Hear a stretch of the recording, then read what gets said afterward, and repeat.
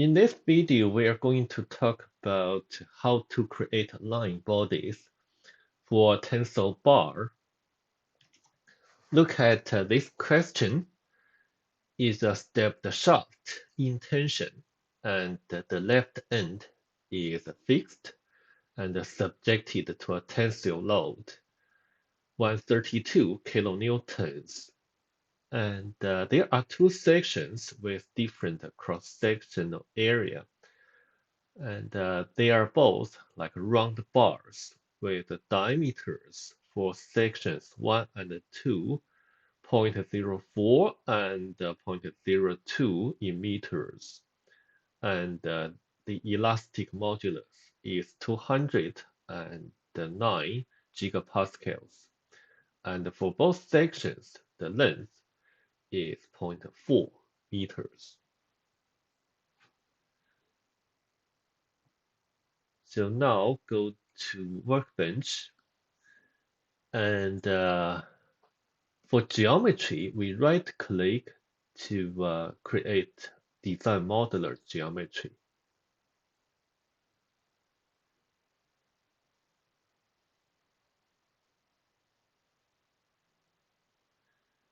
So now this is the main window of design modeler.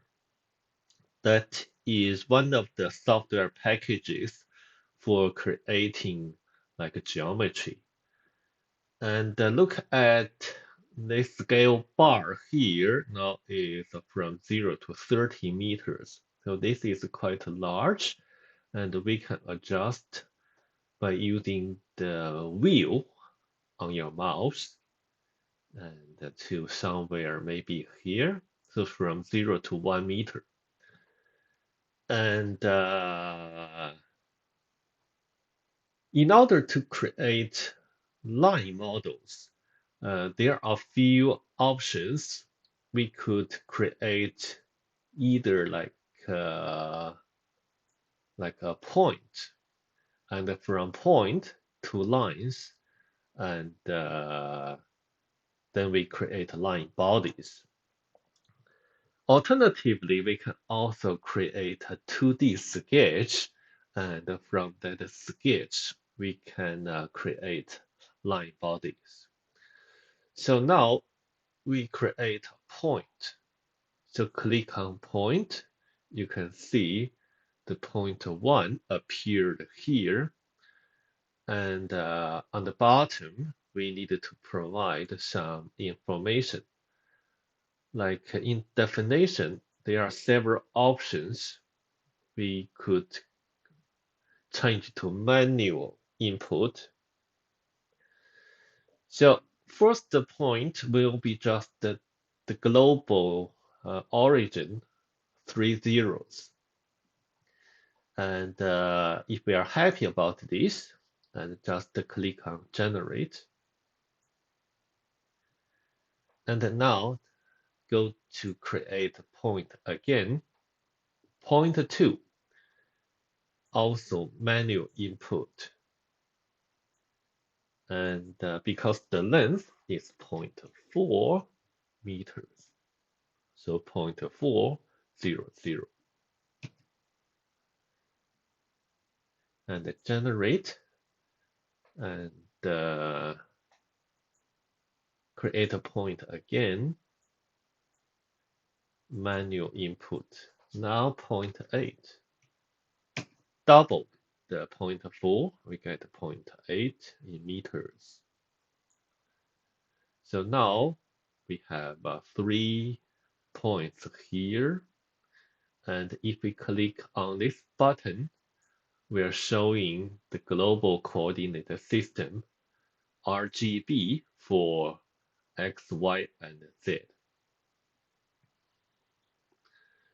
So now we have 3 points, then we can create lines. So go to concept and the lines from points. So line 1, we need to select pairs of 2D points. So we could hold the Control key and click on first point and the second point. So we get the line 1, and then we have a line body appeared here, and then we create another line, go to concept line from points, and the point 2 and the point 3, we get another line. So in here, it appears we have two lines, but we have only one line body because those two lines are merged into one body. So in order to create two line bodies, we needed to freeze line 1 after we create it. So at this stage, we just go to line 2 and right click to insert like a freeze. So that means after line 1, we just freeze it. So now we have two line bodies. So the first one and the second one. So for both line bodies, we need to define some cross sections. Before we do that, we right click this one. We can see that at the moment that line, these two lines are not like aligned. So this alignment means the alignment of cross sections. So for this case is that it doesn't matter too much because it's a circular cross section.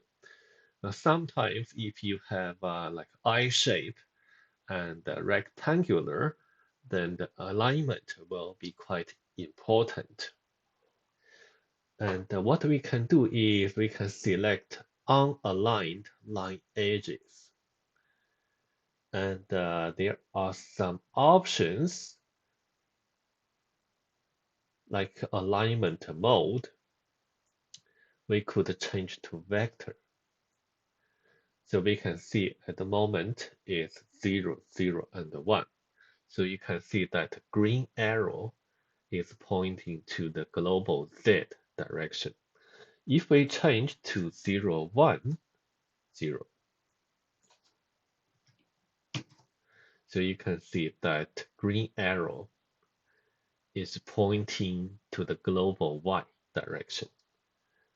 And we can also do same thing for the other line body. And 0, 1, 0. This is what we are going to use a lot in the later like exercises because we are considering mostly like a plane elements.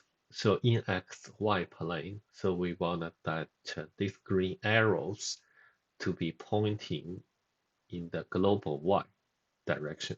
So that alignment is in XY plane. Now, in order to have cross sections, we need to create, or not create, concept cross section and circular. So for first one, we have a 0.04 as the diameter, so 0.02 in meters as the radius. And second one is 0.02 meters for diameter or 0.01 meters for radius.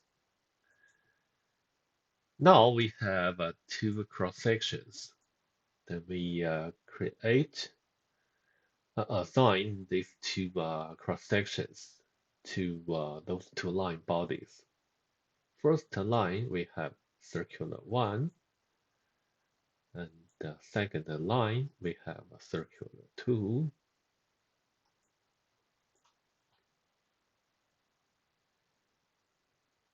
and we can zoom to fit. So now we have two lines. Now, what we are actually looking at is just like a pure, like a 2D or 1D, like lines. And in order to see the actual shape, we can go to View. So View, we can see cross-section solids. So that shows the actual cross-sections. So we have a larger section and a smaller section. So far we have two parts and two bodies. And because this is like a single part and not an assembly problem, so what we do is we combine these two bodies and form a single part. So what we do is we hold on the Control key and select both line bodies and right-click to form a new part. So now we have a single part with two line bodies. So for this part, we can change a name like stem shaft. So in order to like have two different attributes, like two different cross sections, we need to have two separate bodies. But these two separate bodies are actually just one part. And one part will make it easier for applying boundary conditions and doing the analysis.